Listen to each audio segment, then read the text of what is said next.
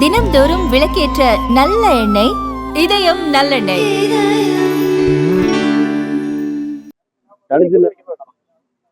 வைக்கலாம். தனிச்சு வச்சாக்க நல்லது.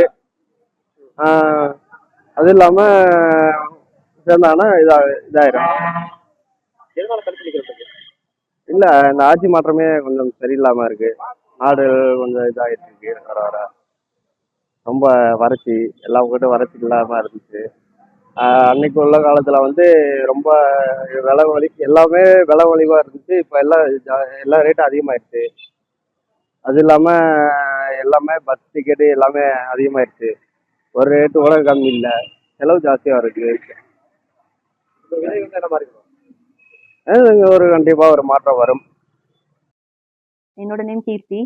விஜய் வரக்கூடிய தேர்தல்ல தனியா நிக்கணுமா இல்ல கூட்டணி அமைச்சு போட்டிருக்கணுமா? தனியா நிக்கணும். ஏன் அப்படின்னா, கூட்டணி அமைச்சு நிக்கிறதா இருந்தா அவங்களாலதான் வின் பண்ணும் அப்படிங்கிற மாதிரி ஒரு நேம் வந்துடும். ஸோ இவருக்கு நிறைய ஃபேன்ஸ் யங்ஸ்டர்ஸ்ல நிறைய இருக்காங்க. ஸோ அவங்களோட சப்போர்ட்னாலேயே இவர் வின் பண்றதுக்கு நிறைய வாய்ப்பு இருக்கு. எதனால ஒரு தனியா நிக்கணும்னு சொல்றீங்க? என்னென்ன எதிர்பார்க்கணும்?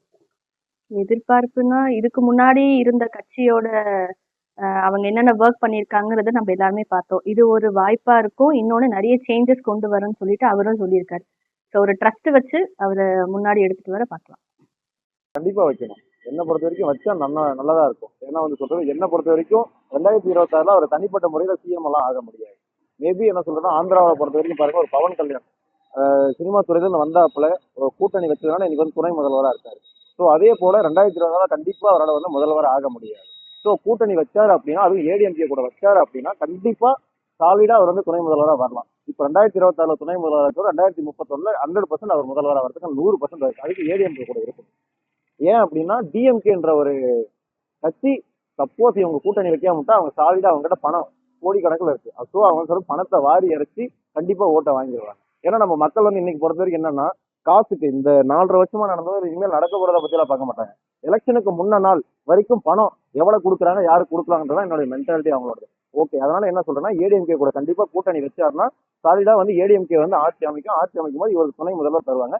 அப்படி கண்டிப்பா அவர் துணை முதல்வர் வந்தாருன்னா அடுத்து சாலிடா எந்த கட்சி கூட அவர் கூட்டணி வைக்காம 234 தொகுதியில சாலிடா ஒரு மேக்சிமம் ஒரு 130 தொகுதி பிடிச்சி 2031 அவர் கண்டிப்பா முதல்வர் ஆகிறார். அதை இதை பண்ணாம விட்டாருன்னா, ஒரு எக்ஸாம்பிள் பார்த்தேன்னா, ஒரு சோசியல் மீடியாவில் பார்த்தேன்.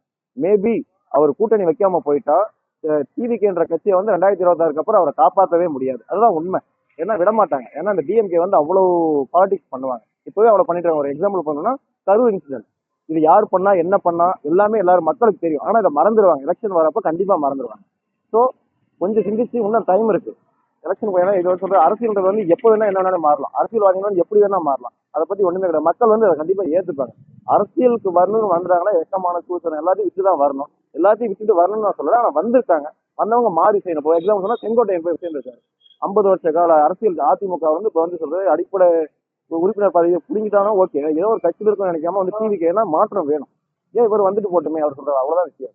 இப்போ பாத்தீங்கன்னா, சென்னையிலிருந்து நம்ம கோயம்புத்தூர் ஏர்போர்ட்ல இறங்கினப்போ பாத்தீங்கன்னா கோயம்புத்தூரே ஸ்தம்பிச்சுது ஏர்போர்ட்ல இருந்து. அதுக்கு யாரு காரணம்? மாற்றம் வேணும்னா மக்கள் விரும்புறாரு. அதை புரிஞ்சுக்கிட்டு செஞ்சாங்கன்னா சந்தோஷம்.